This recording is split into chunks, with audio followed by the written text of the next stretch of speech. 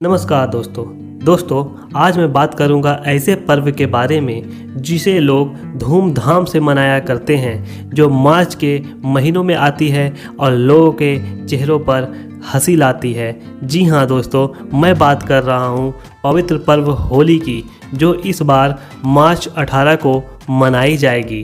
कभी आपके मन में यह सवाल उठा है दोस्तों कि होली क्यों मनाई जाती है, क्यों लोग होली मनाते हैं? कुछ लोग ऐसे भी हैं जो यह जानते हैं कि होली क्यों मनाई जाती है, लेकिन कुछ लोग ऐसे भी हैं जो यह नहीं जानते हैं कि होली आखिर क्यों मनाई जाती है। तो दोस्तों, मैं आपको बताऊंगा कि होली क्यों मनाई जाती है, होली मनाने के पीछे क्या वजह है। तो दोस्तों, वीडियो में आप लास्ट तक बने रहें और हमारे चैनल को सब्सक्राइब कर लें, क्योंकि ऐसी ही जानकारी आपको हमारे चैनल के माध्यम से मिलते रहे। तो दोस्तों, वीडियो में बढ़ते हैं अब आगे। हम सभी जानते हैं कि होली रंगों का त्यौहार है, जिसमें बच्चे से लेकर बूढ़े व्यक्ति तक शामिल होकर बड़ी धूमधाम से इस त्यौहार को मनाते हैं। इसलिए इस त्यौहार को सब खुशियों का त्यौहार भी कहा जाता है। हमारे भारत देश जैसे पूरे विश्व में दूसरा कोई भी देश नहीं हुआ दोस्तों, जहां लोग एक साथ मिलकर इस पर्व की तरह और भी पर्व मनाते होंगे। हमारे भारत देश में जितनी भाईचारा है, उतनी भाईचारा कोई और देश में नहीं है दोस्तों, मैं आपको बता दूं कि हमारे भारत देश में जितने भी पर्व मनाए जाते हैं, उन सभी पर्वों के पीछे कुछ ना कुछ कहानियाँ छुपी हुई होती है। वो पौराणिक कथा से भी जुड़ी हुई होती है दोस्तों। तो दोस्तों, मैं बात करूँगा इस होली के बारे में। आखिर होली के पीछे कौन सी पौराणिक कथा छुपी हुई है, चलिए दोस्तों जानते हैं। हर पर्वों की तरह होली में भक्त प्रहलाद और उनकी भक्ति की कहानी छिपी है। प्राचीन काल में हिरण्यकश्यप नाम का एक बलशाली असुर हुआ करता था, जिसे ब्रह्मदेव द्वारा यह वरदान मिला था कि उसे कोई इंसान या कोई जानवर नहीं मार सकता, ना ही किसी अस्त्र या शस्त्र से, ना ही घर के बाहर, ना ही घर के अंदर, ना ही दिन में और ना ही रात में, ना ही धरती में, ना ही आकाश में। इस तरह के शक्ति होने के कारण हिरण्यकश्यप बहुत ही घमंडी हो गया और भगवान के बजाय खुद को ही वह भगवान समझने लगा।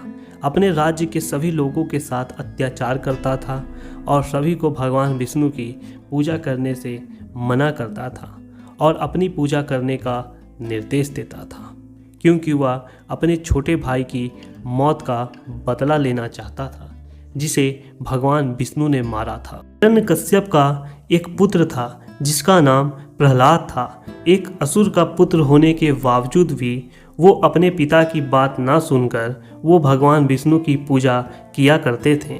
हिरण्यकश्यप के खौफ से सभी लोग उसे भगवान मानने के लिए मजबूर हो गए थे, सिवाय उसके पुत्र प्रहलाद के। हिरण्यकश्यप को यह बात मंजूर नहीं थी। उसने काफ़ी प्रयास किया कि उसका पुत्र भगवान विष्णु की भक्ति छोड़ दे, मगर वो हर बार अपने प्रयास में असफल होता रहा। इसी क्रोध में उसने अपने ही पुत्र की मृत्यु कराने का फैसला लिया। इस घिनौने चाल में हिरण्यकश्यप ने अपनी बहन होलिका से सहायता मांगी। होलिका को भी भगवान शिव द्वारा एक वरदान प्राप्त था, जिसमें उसे एक वस्त्र मिला था। जब तक होलिका के तन पर वो वस्त्र रहेगा, तब तक होलिका को कोई भी नहीं जला सकता। हिरण्यकश्यप ने एक षड्यंत्र रचा और होलिका को ये आदेश दिया कि वो प्रहलाद को अपने गोद में लेकर आग में बैठ जाए। आग में होलिका जल नहीं सकती, क्योंकि उसे वरदान जो मिला था, लेकिन उसका पुत्र उस आग में जलकर भस्म हो जाएगा, जिससे सबको यह सबक मिलेगा कि अगर उसकी बात किसी ने मानने से इनकार किया तो उसका भी अंजाम उसके ही पुत्र जैसा होगा। दोस्तों, जब होलिका प्रहलाद को लेकर आग में बैठी, तब भी प्रहलाद भगवान विष्णु का जाप कर रहे थे। अपने भक्तों की रक्षा करना भगवान का सबसे बड़ा कर्तव्य होता है, इसलिए उन्होंने भी षड्यंत्र रचा और ऐसा तूफान आया जिससे कि होलिका के शरीर से लिपटा हुआ वस्त्र उड़ गया।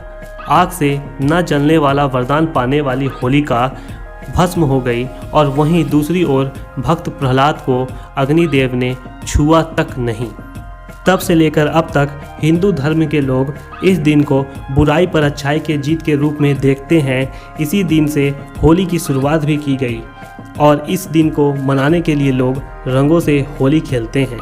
तो दोस्तों, बात की जाए होली के ठीक एक दिन पहले होलिका दहन की, तो जिसमें लोग लकड़ी, घास और गाय का गोबर से बने ढेर में इंसान अपने आप की बुराई भी इसके चारों ओर घूमकर अग्नि में जलाते हैं और अगले दिन से नई शुरुआत करने का वचन लेते हैं। तो दोस्तों, आशा करता हूँ कि आपको यह वीडियो पसंद आई होगी।